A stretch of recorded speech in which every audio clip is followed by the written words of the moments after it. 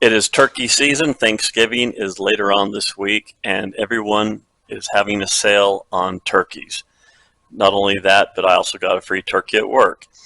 So this is my third turkey I'm cooking, and I'm just cooking this not for Thanksgiving, but just to put into my storage. This is a small bird. It's only around 13 pounds, but we're just going to season it like with traditional salt and pepper and onion powder, garlic powder, and paprika. And then we're going to go ahead and put it into the oven at 325 for about 4 hours. And then once it comes out, we're going to go ahead and debone it. Now normally I would probably smother this guy with butter, but because this is going to be freeze dried, we want to keep the amount of fats and oils down so it has a better chance of lasting another 20 years. It has a little pop-up timer, but I don't really pay attention to these timers. I usually just use a meat thermometer because these timers usually end up overcooking the turkey rather than getting it right at about 160 degrees. So my oven's ready. This guy is ready to go in, and then I'll be back in 4 hours and we'll debone it. And we're not just going to freeze dry the turkey meat. We're going to do a few other things with it. We're going to make some soup stock and freeze dry that as well. I've separated most of the big pieces of the meat from the turkey into this bowl. Now this is going to be freeze dried. So we're just going to put this aside for now. But then we have the carcass.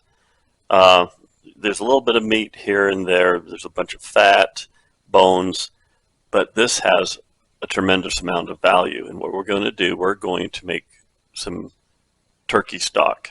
So I got a nice sized pan here. We're going to take the rest of this carcass with all the bones, all the skin, and everything. And we're going to go ahead and put some water in this.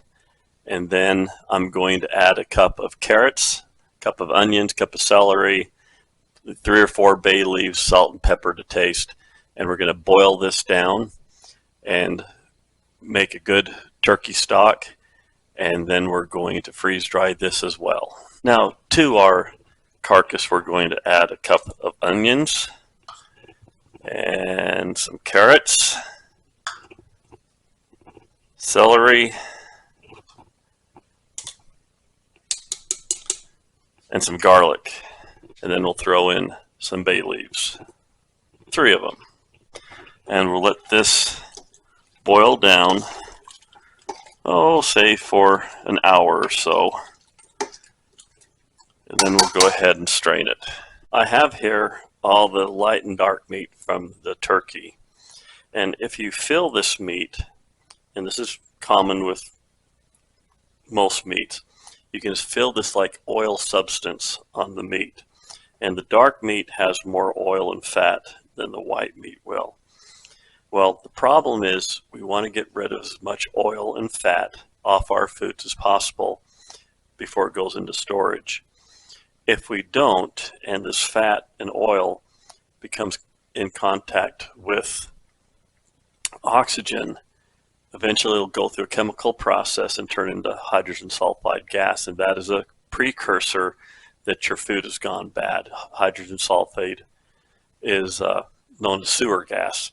So what we're going to do, we're going to take a colander and we're going to put the meat in the colander. And this may sound kind of unusual to do, but we're going to use hot water, as hot as you can stand it, and we're going to rinse the meat and get as much oil and fat off this meat as possible.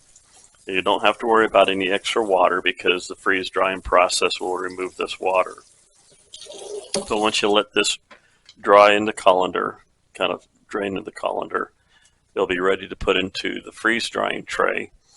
And then for me, I'll stick the trays into my freezer and freeze this for at least 24 hours before I put it into the freeze dryer.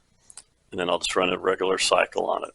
So I'm going to go through all this meat, rinse it, and then get it ready to go into the freeze dryer. After about 2 hours of boiling this down, this is what we have left of our turkey carcass.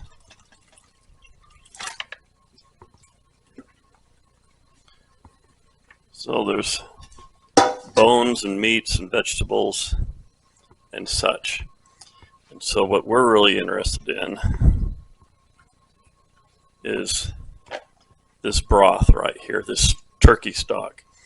So what I'm going to do next, I'm going to take this and put it into a half-gallon pitcher and stick it in my refrigerator. And what this is going to do, it's going to allow all the fat and the oils that are in this to come to the top and congeal, and that way I can scrape off the fat and the oils, because that's not going to do well in the freeze dryer.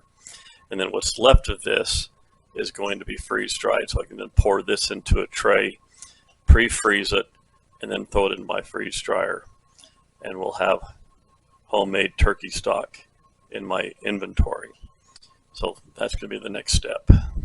This is our turkey stock that has been chilled, and because it got chilled, all this dark stuff here is going to be the fat. So we're just going to scrape this off and leave the stock behind, because we don't want this fat in the freeze dryer, because it just does not freeze dry well.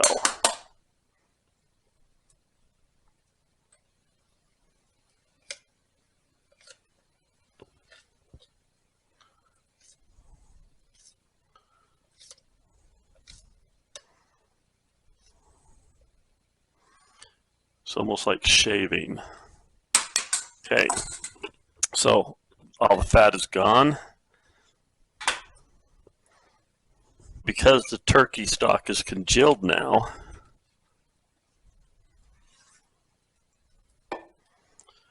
it goes right onto the freeze dryer tray without any problem.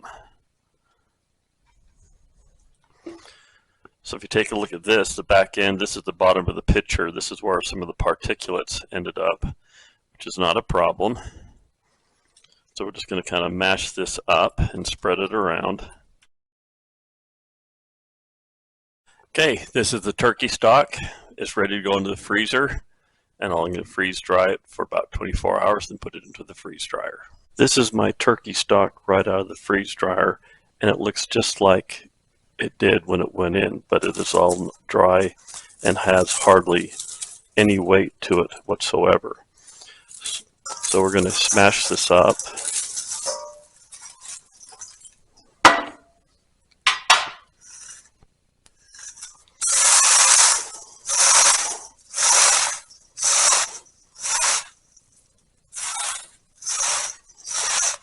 Like you to do this by hand, you could put it through a blender. So there you have it. Turkey stock made from your old turkey, and this can enhance just about any type of food. You can do the same thing with beef and with chicken. So this will go into my freeze-dried inventory, and I can use this later on to make different meals and different foods. This is just another method to be able to use your turkey and the carcass from your turkey into something useful. So I hope you found this helpful. It's a little bit different, but it works very well. I'd like to thank you for your time, and please subscribe, and remember, go forth and freeze dry the world.